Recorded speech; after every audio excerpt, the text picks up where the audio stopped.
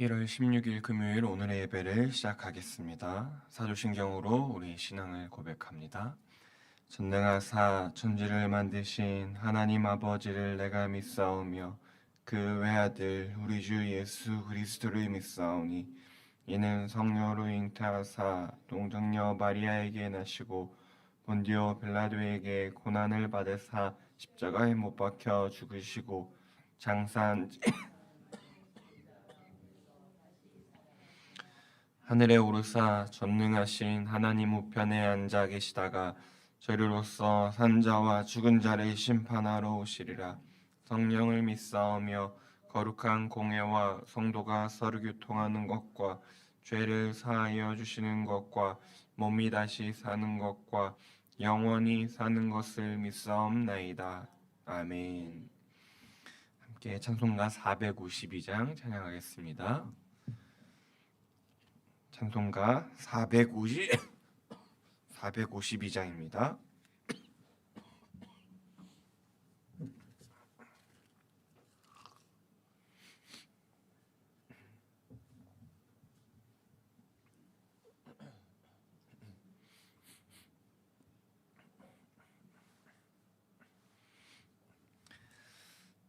내 모든 소원 기도의 제목 예수님 닮기 원함이라. 예수님 형상 나 입기 위해 세상에 보아 아끼지 않네. 예수님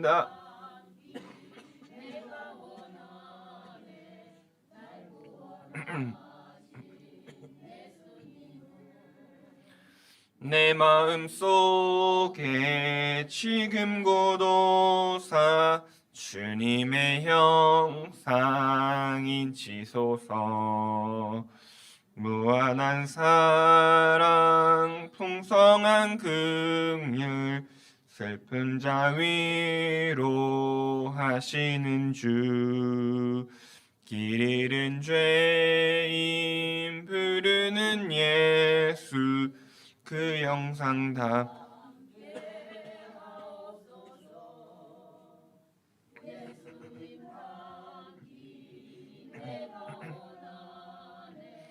날 구원하신 예수님을 내 마음속에 지금 고도사 주님의 형상 인치소서. 겸손한 예수 거룩한 주님 선수의 월시 참으시사 우리를 위해 고난을 담게 하옵소서. 예수님 닮기 내가 원하네. 날 구원하신 예수님을 내 마음속에 지금 고도사 주님의 영상 인치소서. 계속해서 찬송가 384장 찬양하겠습니다. 384장입니다.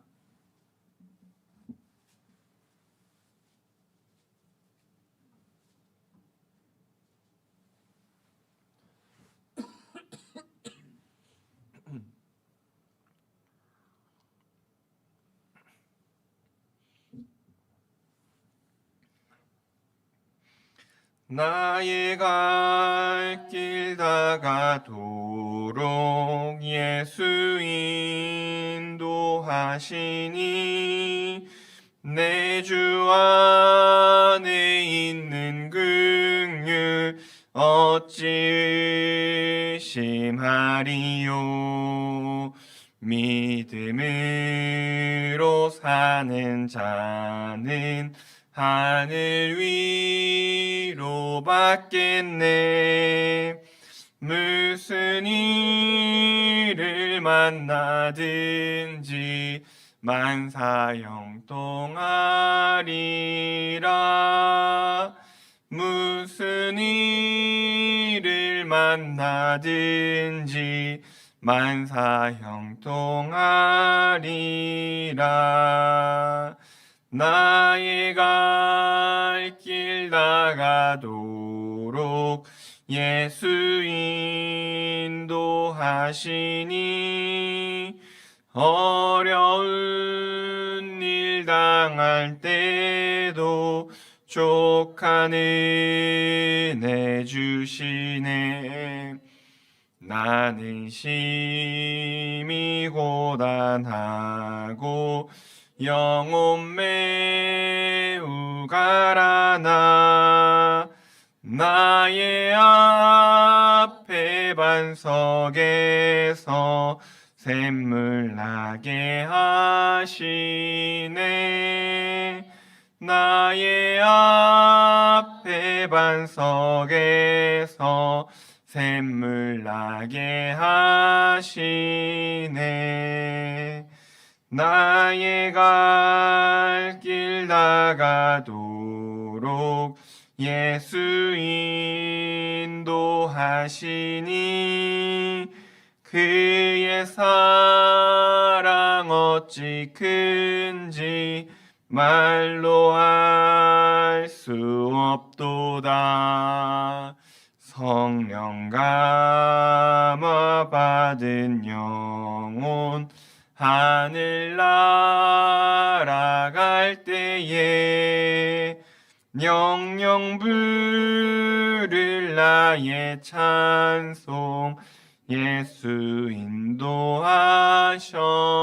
인도하셨네. 영영 부를 나의 찬송 예수 인도하셨네. 아멘. 기도하겠습니다.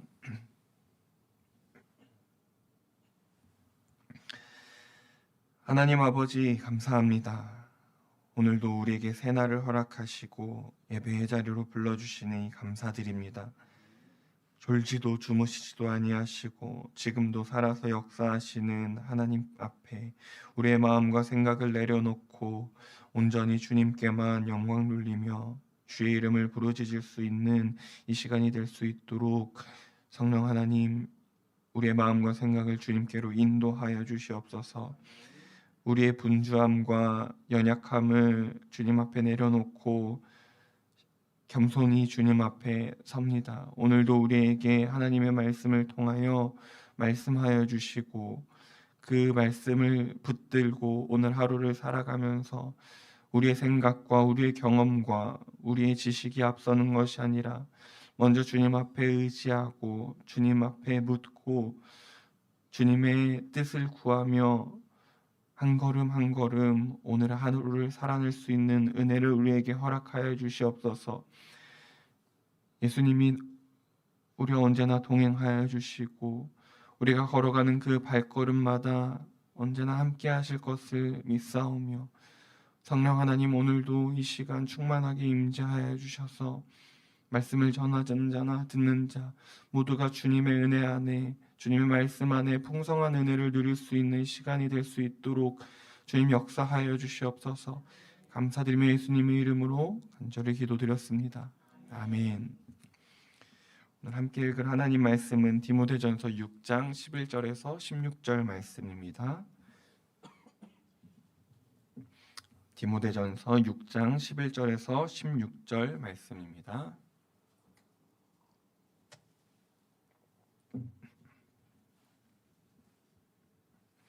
함께 교독해서 읽겠습니다.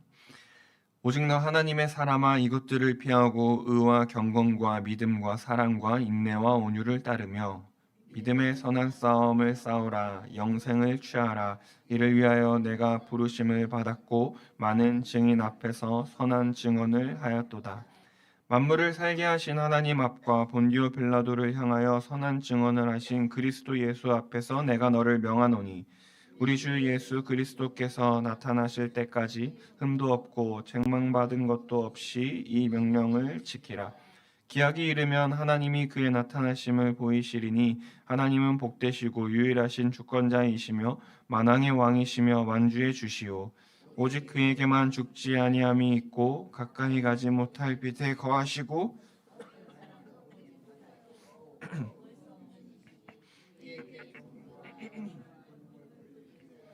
아멘. 사람에게는 다양한 호칭이 있습니다. 시간이 지날수록 다양한 호칭이 붙게 되죠. 저를 예로 들어보자면 저는 목사 김승민으로 불리고 남편 김승민입니다. 태어나자마자 아들이라는 호칭이 붙었고 시간이 흘러서 아빠 김승민이 됐습니다. 이 외에도 저는 다양한 호칭으로 불려지죠. 성도님들도 가정과 직장과 사회와 교회에서 다양한 호칭으로 불려지십니다. 어떻게 불려지느냐에 따라 그 사람의 현재 직업을 알 수도 있고 직장에서의 위치를 알 수 있고 속해져 있는 환경도 알 수 있습니다. 더 나아가 호칭은 정체성을 나타내기도 합니다. 그렇다면 우리 모두의 정체성을 나타내고 우리 모두에게 붙는 호칭은 무엇이 있을까요? 바로 성도입니다. 그리스도인이죠. 저는 목사, 남편, 아들, 아빠라는 호칭도 너무 좋은데 그 중에 제일은 성도 김승민, 그리스도인 김승민입니다. 그리스도인 김승민이라는 사실이 너무 감격스럽습니다. 그 호칭이 제 삶의 방향을 결정하고 제 태도를 결정짓게 하기 때문입니다. 그런데 저는 오늘 우리가 읽은 이 본문 말씀에 바울이 디모데에게 부르는 호칭으로도 불려지고 싶습니다. 바울은 디모데를 하나님의 사람이라고 부르죠. 너 하나님의 사람아. 구약에서는 이 하나님의 사람이라는 호칭이 이스라엘의 지도자들에게 붙여진 호칭이었습니다. 하나님의 말씀을 대언하는 선지자 아니면 하나님의 큰 일을 행하는 사람들에게 붙여진 호칭인데 이 호칭이 붙여졌던 사람들은 우리가 잘 아는 모세, 사무엘, 다윗, 엘리야, 엘리사 등과 같은 사람들입니다. 죄송합니다.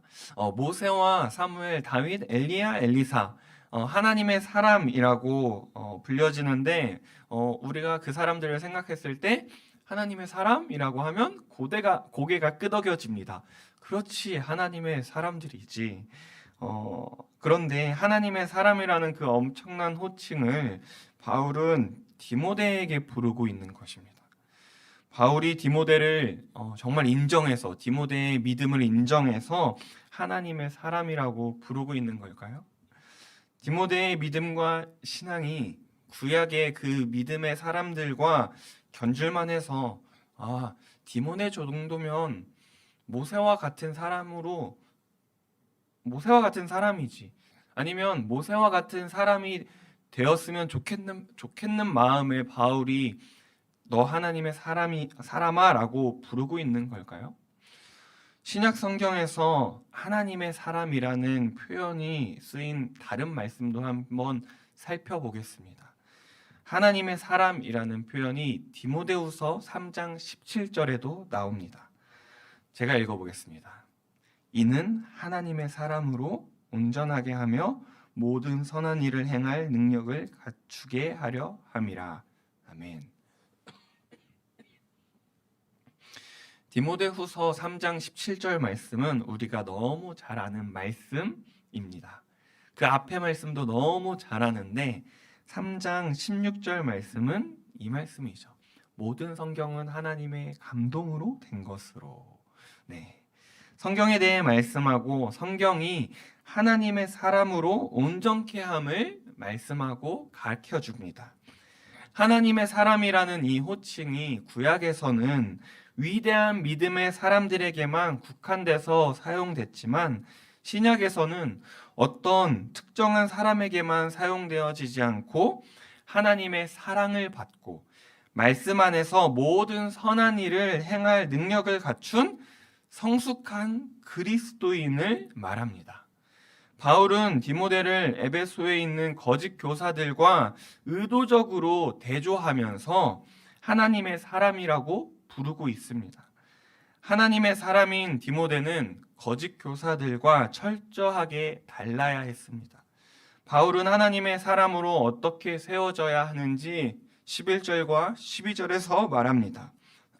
우리 함께 읽어보겠습니다.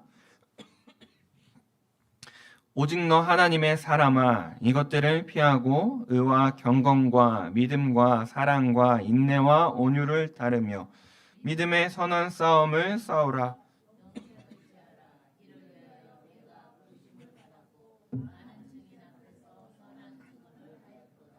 아멘. 바울은 디모데가 하나님의 사람으로 든든하게 세워지기를 바라면서 4가지의 명령을 하고 있습니다. 4가지 명령법을 사용하는데 그 4가지는 피하라, 따르라, 싸우라, 취하라입니다. 바울은 하나님의 사람인 디모데에게 이것들을 피하라고 말합니다. 하나님의 사람이 피해야 할 이것들은 뭘까요? 바로 앞에 나오는 4절부터 10절까지 나오는 교만과 탐욕입니다. 사람을 파멸과 멸망에 이르게 하는 교만과 탐욕을 말하고 있는 겁니다. 하나님의 사람은 교만과 탐욕을 피하고 의와 경건과 믿음과 사랑과 인내와 온유를 따라야 합니다. 하나님의 사람이 추구해야 하는 이 6가지를 둘씩 짝지어서 3개의 그룹으로 이루어져 있는 것 같습니다. 의와 경건, 믿음과 사랑, 인내와 온유로 묶여지는 거죠. 어떤 신학자는 이렇게 2개씩 묶여진 이 3개의 그룹을 보면서 말씀이 뒤로 갈수록 하나님과 연관된 거에서 사람에게 연관되어진 걸로 보여진다라는 해석을 하기도 했습니다. 하나님의 사람은 하나님을 바라보면서 삶 속에서 사람들과 함께 살아가는 사람들이죠. 하나님에 대한 믿음과 경건함으로, 믿음과 사랑으로 인내와 온유를 하면서 이 세상 속에서 성도로서, 하나님의 사람으로서 살아가는 사람들입니다. 악을 피하고 선을 따르는 하나님의 사람은 이 세상이 영적 싸움터인 것을 압니다. 바울의 3번째 명령이 바로 싸우라입니다. 믿음의 선한 싸움을 싸우라는 바울의 권면은 바울 서신에서 예로 많이 사용한 것처럼 운동선수가 경기에 나가서 메달을 따기 위해, 우승하기 위해, 승리하기 위해 치열하게 열심을 내서 상급을 받는 싸움인지, 아니면 군인이 싸움에 나가서 전쟁터에서 이기기 위해서 싸우는 전쟁에서의 그런 싸움인지는 불명확합니다. 어떤 운동선수의 치열함의 운동 경기의 치열함인지, 군인의 전쟁에서의 전투인지, 어떤 싸움인지는 명확하게 이 말씀에서 나타나 있지는 않지만 이 2 경우에 공통점이 하나 있습니다. 그것은 바로 대충해서는 안 된다는 것이죠.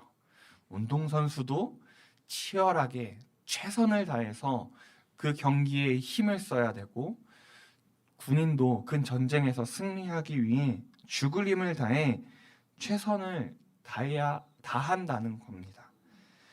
죽을 힘을 다해 최선을 다할 때 경기에서, 전쟁에서 승리할 수 있습니다.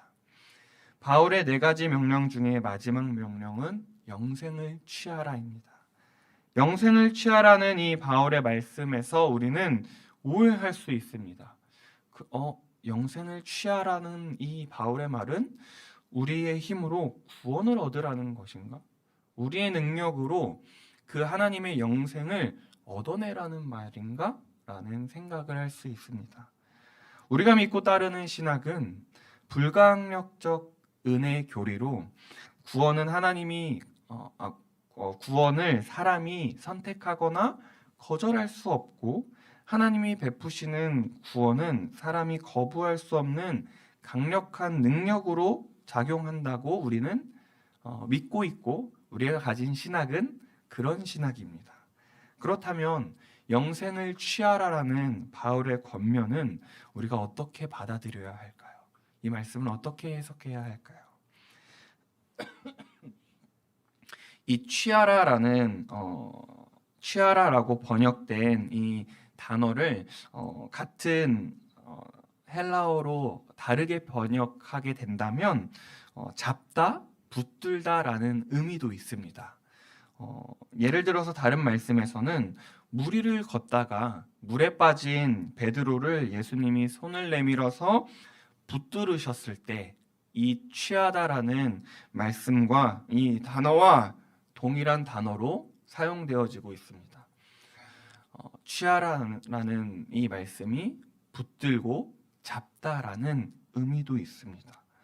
바울은 디모데가 이미 선한 증언을 했고 많은 사람 앞에서 자신의 구원받은 것을 세례받으면서 나는 그리스도인의 사람입니다, 내게 하나님의 은혜가 구원이 임했습니다 라고 그런 증언을 한 것을 알았고, 디모데가 이미 영생을 소유했다는 것을 알았습니다. 그렇지만 영생을 소유했지만 그것을 붙잡고 붙들고 나서 이미와 아직의 시간 속에서 그 하나님이 허락하신 영생을 붙들면서 최대한 즐기고 누리면서 살아갈 것을 권면하고 있는 겁니다. 어떤 것을 소유해서 가지고 있는 것과 소유한 것을 끌어안고 붙잡고 소중하게 여기면서 즐기면서 살아가는 것은 다르기 때문입니다. 정리해 보자면 하나님의 사람은 악을 피하고 선을 따르는 사람입니다. 거짓 가르침에서 돌이키고 진리를 위해서 싸우는 사람입니다. 우리가 이미 받은 영생을 꼭 붙잡고 그것을 누리면서 즐겁게 살아가는 사람입니다. 하나님의 사람은 그렇다면 언제까지 이 믿음을 지키면서 피하고 따르고 싸우고 붙들며 살아가야 하는 것일까요? 언제까지 믿음의 선한 싸움을 싸우며 살아가야 할까요? 바울은 14절에 그때가 언제인지 말씀하고 있습니다. 우리 주 예수 그리스도께서 나타나실 때까지. 하나님의 사람은 흠도 없고 책망받을 것도 없이 이 명령을 지켜야 합니다. 예수님이 나타나실 때를 우리는 알지 못하지만 기약이 이르면 하나님께서 하나님의 때에 하나님의 방법으로 하나님의 시간 속에서 나타나심을 보이실 겁니다. 사랑하는 성도님들, 우리는 세상에서 인정받고 어떻게 불려지기를 원하고 많은 노력과 신경을 씁니다. 사회에서 인정받고 성공하는 것도 굉장히 중요하죠.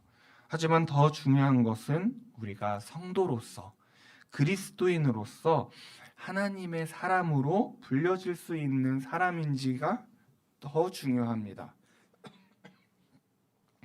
지금도 졸지도 주무시지도 않으시는 하나님께서 일하시고 통치하시는 이 세상 속에서 다시 오실 그 예수님을 기다리면서 하나님의 사람으로서 신실하게 피하고 따르고 싸우고 취하며 살아가는 오늘 하루가 되기를 간절히 소망합니다.